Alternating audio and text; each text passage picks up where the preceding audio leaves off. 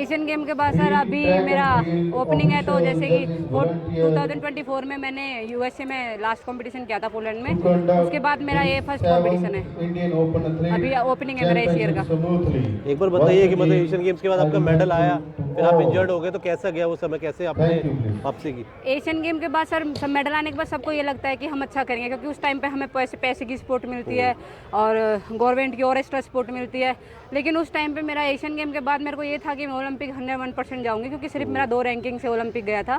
तो मेरे को ये था कि मैं अपना 100% करूंगी। लेकिन उसके बाद मेरे को 24 के इंटर स्टेट में चंडीगढ़ में मेरे को इंजरी हो गई थी, तो उसके बाद मेरा बहुत डिमोटिवेट हो गई थी मैं। तो ये था कि पता नहीं कम बैक होगा नहीं होगा, लेकिन हाँ मैंने किया है अपना अच्छा किया है। मेरा 25 का फर्स्ट कंपटीशन है।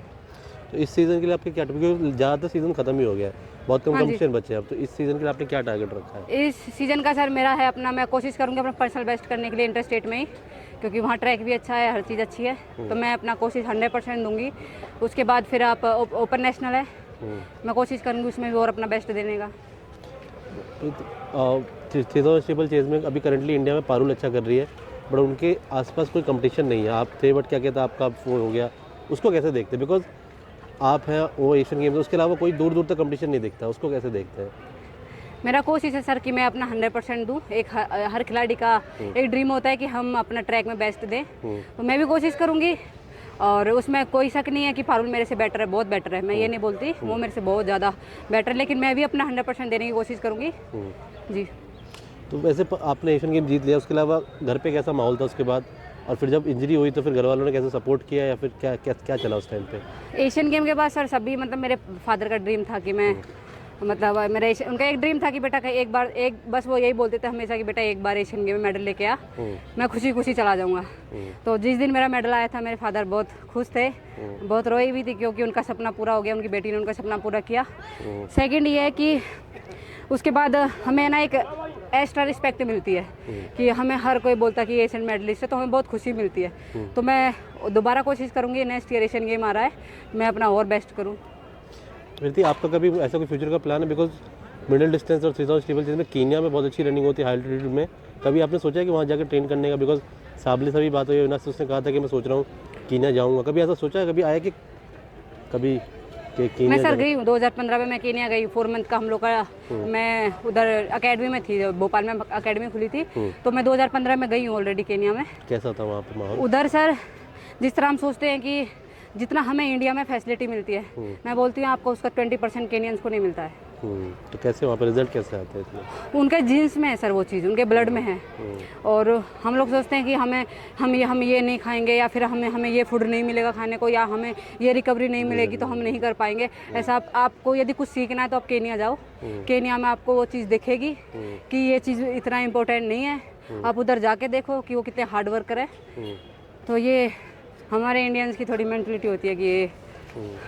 तो कोई अगर नई लड़की जो स्टिमुलर चीज़ करना चाह रही है उसको क्या बोलेंगे आप अभी, जो स्टार्ट करना चाहती है? मैं सभी जूनियर बच्चों को ये बोलना चाहूँगी कि स्टीपल में एक अच्छा स्कोप है, आप हार्ड वर्क करोगे तो आप 100% अपना अच्छा करोगे।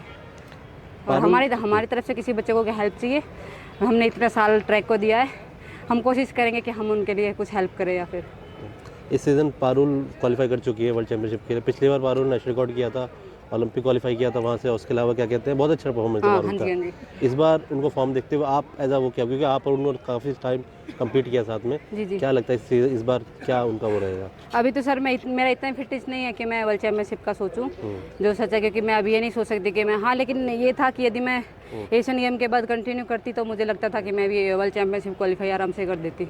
लेकिन अभी मैं कंटिन्यू नहीं हूँ, मेरा फर्स्ट कंपटीशन है, मैंने अभी सिर्फ 2-3 मंथ ट्रेनिंग की है, थोड़ा मैं डिस्टर्ब भी थी। लेकिन हाँ मैं इतना है कि मैं एशियन गेम तक अपना बेस्ट करूँगी और मैं अच्छा करूँगी एशियन गेम। किस चीज़ को लेकर डिस्टर्ब थे? वो थोड़ा मेरा इंजरी का थोड़ा इशू था कुछ। और साबले की इंजरी आपने देखी होगी, तो उसका मतलब क्या, मतलब एक एथलीट के हिसाब से बताइए कितना प्रैक्टिस किया था? पूरा एक पीक होता है मैंने हम देखो सर, हम देखते हैं वो हमारे सामने ट्रेनिंग करते हैं, वो मुझे लगता है अपनी लाइफ का सबसे बेस्ट फिट अभी थे। और एक अपनी वजह से ना किसी और की वजह से आपको इंजरी हो रही है, तो एक खिलाड़ी के लिए बहुत ज़्यादा मतलब ये दुख की बात है। और वो बहुत हार्ड वर्कर है, हम देखते हैं कि वो कितने अपने गेम को, अपने प्रैक्टिस के लिए कितने डेडिकेटेड है। तो हमें खुद दुख है क्योंकि इतना अच्छा ट्रेनिंग करने के बाद उन्होंने खुद सेल्फ इंजरी ना लेके, उनकी खुद की किसी मिस्टेक की वजह से इंजरी नहीं आई, लेकिन किसी और की मिस्टेक की वजह से उनको इंजरी आई है, वो एक बहुत माइनस पॉइंट है। और दुख है उनको भी खुद, हम मतलब समझ सकते हैं, हम एक खिलाड़ी हैं, हम देखते हैं कि वो कितने अभी डिस्टर्ब है उस चीज़ से। Thank you so much. Thank you sir.